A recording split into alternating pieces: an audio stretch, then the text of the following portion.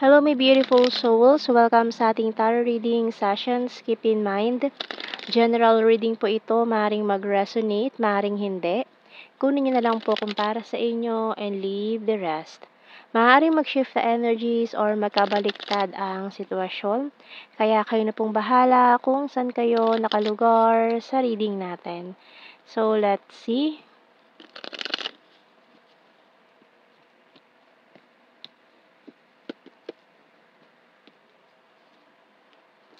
So, we have here the Two of Cups, the King of Cups, Death card, Knight of Cups, the Eight of Pentacles,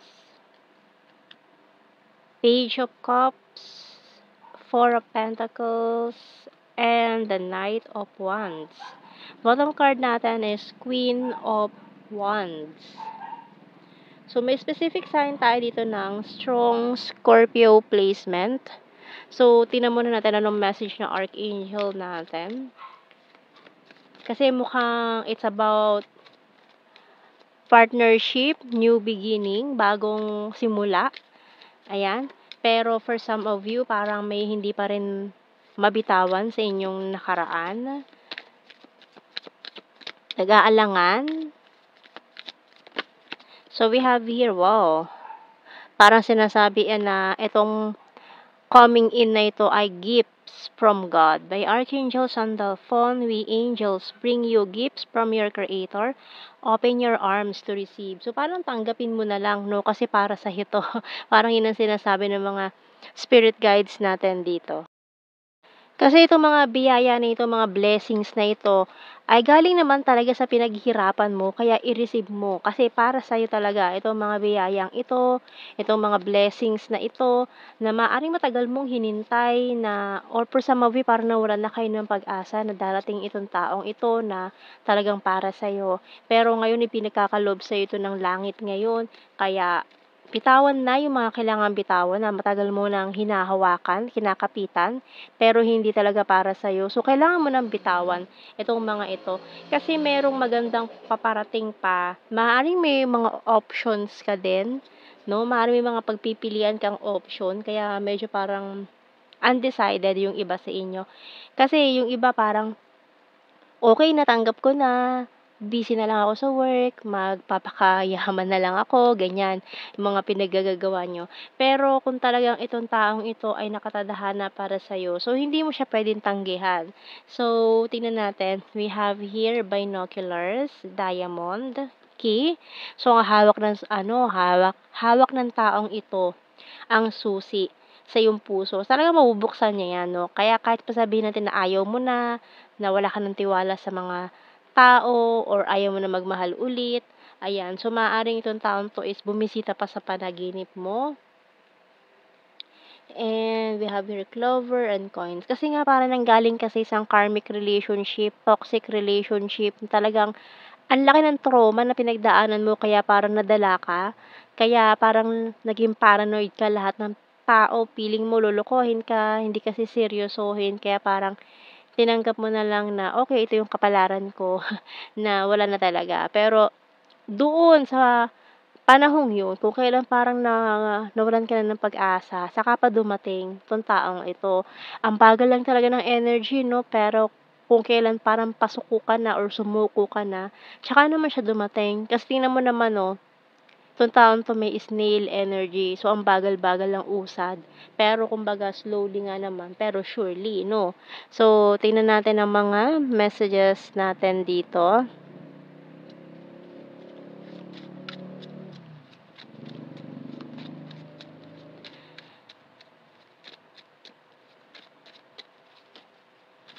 And itong taong 'to kasi nakikita ka niya as this diamond, very precious, 'no.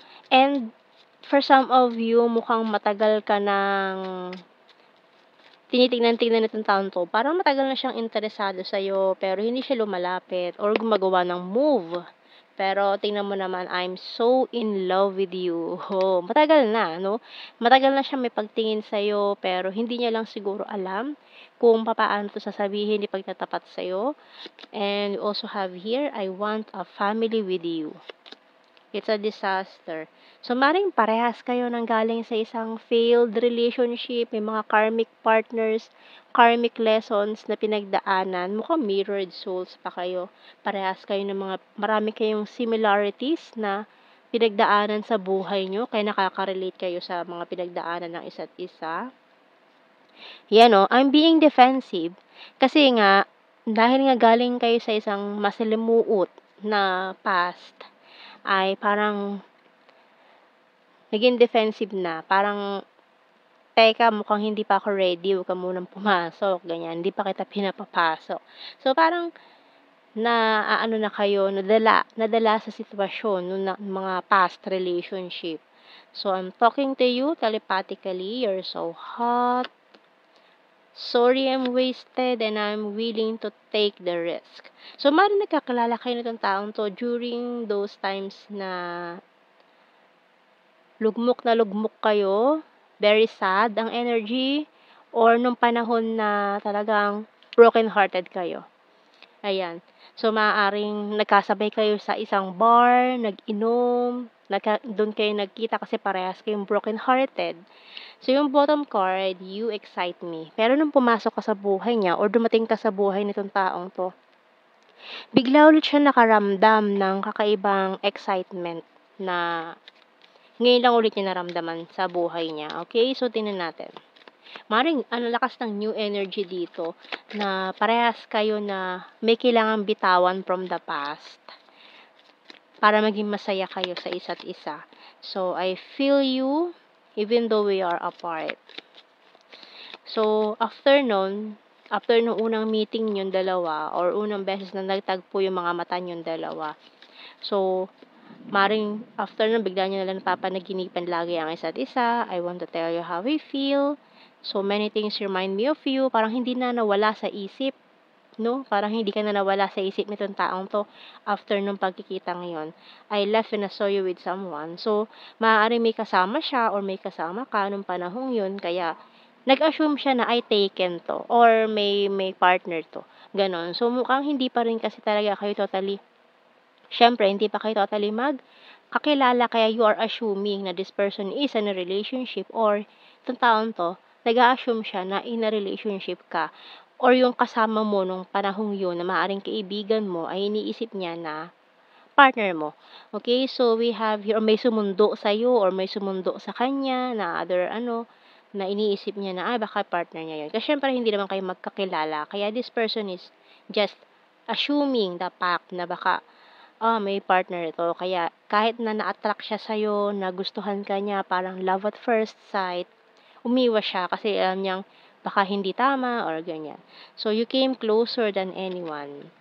I lost myself for a little while. So, after talaga nung na first meeting na yon, parang ang laki ng impact mo sa buhay niya. You speak to me through music and I hope that you can forgive me one day. So, for some of you, parang may mga hindi rin magandang first meet-up impression. Mukhang hindi maganda yung first impression. So, I hid who really am from you. Okay, so may mga tinago na parang ayaw pa ilabas yung mga totoong nararamdaman, totoong ugali, ganyan. Or kahit sabihin natin, unang pagkikita pa lang nagustuhan ka na niya, pero tinago niya na lang yon. Kasi nga inisip niya, baka mali. Baka nga naman mali yung nararamdaman niya or na-excite lang siya kasi baka dala lang ng alak. Meron tayong, may nabuo tayo ditong May. M-A-Y. K-V.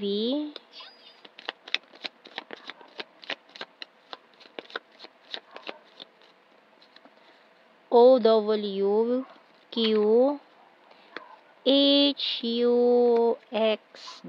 bottom card. So, kuha tayo ng blue card natin. Hoy, destiny. Regret. And manifestation. So, minamanifest ka nitong taong ito nung nagsisisi siya na bakit hindi ko pa sinabi or hindi ko man lang nakuha yung pangalan niya, yung number niya, ganyan. So, may pagsisisi sa part na yon. So, tingnan natin, general signs and the messages. South PH, September, Aquarius, responsible, sexy body, animal lover, my other country, ex-lover, has a dirty sense of humor, very lucky. Fantastic friend, amazing, dimple, intelligent, travel, neighbor, overthinker. So, yan, mga nag-overthink, no? Mga nag-a-assume na lang, nag-overthink na lang ng mga sitwasyon. So, we have here flirtatious, friendly, soulmate, air sign, Gemini, Libra, Aquarius, green-minded, number 2, province, crazy for you, and the runner card. Ayan. So, kakaiba talaga yung naramdaman niya for you, kaso ayun na nga, bigla siyang tumakbo. Kasi maring hindi pa kasi talaga ready or kasi in the process kayo of healing eh. Kasi galing kayo sa, maring parehas kayo galing sa breakup. Kaya nung panahon na nagkakilala kayo is gusto niyo makalimot, maka-move on. Pero yung isa't isa natagpuan niyo. So, yun ang ating reading, my beautiful souls. Thank you for watching. Take care and God bless. See you in our next reading, guys. Bye-bye.